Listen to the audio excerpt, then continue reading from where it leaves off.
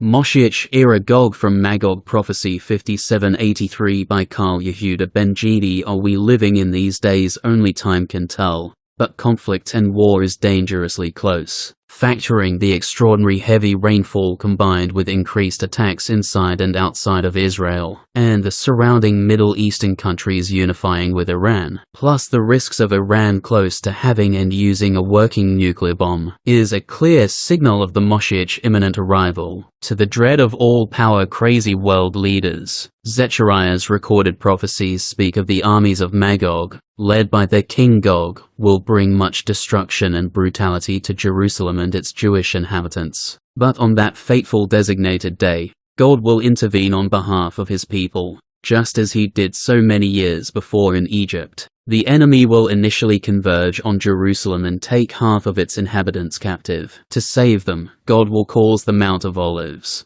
which stands outside the city, to split apart, allowing the captive Jews to escape. In this time of the future, a day will come when confusion will reign. It will not be day nor night. The Jews will not know whether the dramatic events of that time herald their salvation or signal looming destruction. But clarity will finally prevail, and the light of redemption will emerge. The area around Jerusalem, currently mountainous, will be flattened, so that Jerusalem can be seen from afar in all its beauty and splendor. A spring of water will emanate from the Temple Mount area, its ever-flowing waters reaching the Dead Sea in one direction, and the Mediterranean Sea in the other. On this day the nations of the world will finally and completely recognize the one true God. Jewish suffering and exile will come to a complete end, and Jerusalem will dwell in security forever. God will punish those nations who attack the Jews with a terrible plague. Even their animals will be stricken with illness. Confusion and craze will grip them,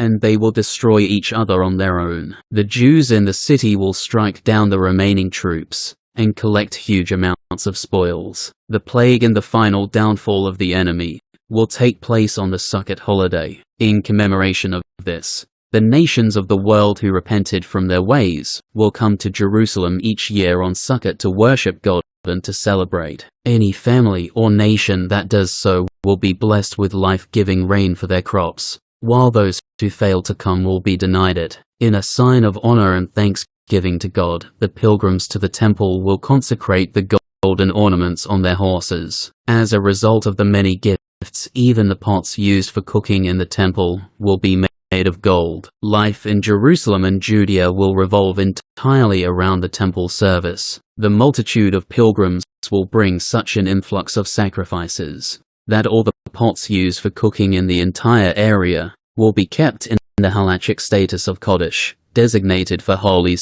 sacrificial use. In days bygone, the jobs of chopping wood and drawing water for the temple were carried out by the Gibeonites, a non-Jewish tribe that had a low social status in ancient Israel. In this future era, however, the temple service will be invested with such sanctity and awe that the greatest of aristocrats will happily volunteer to assist in whichever task they can in the house of God.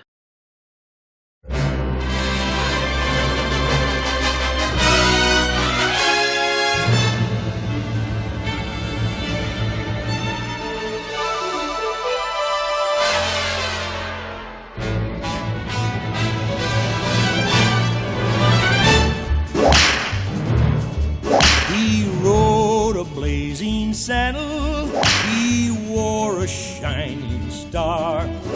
His job to offer battle to bad men near and far.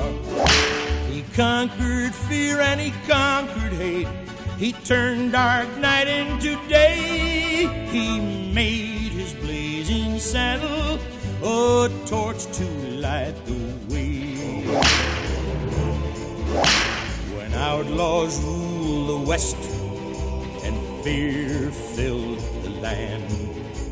A cry went up for a man with guts to take the West in hand. They needed a man who was brave and true, with justice for all as his aim. Then out of the sun rode a man with a gun, and Bart was his name. Yes, Bart was his name.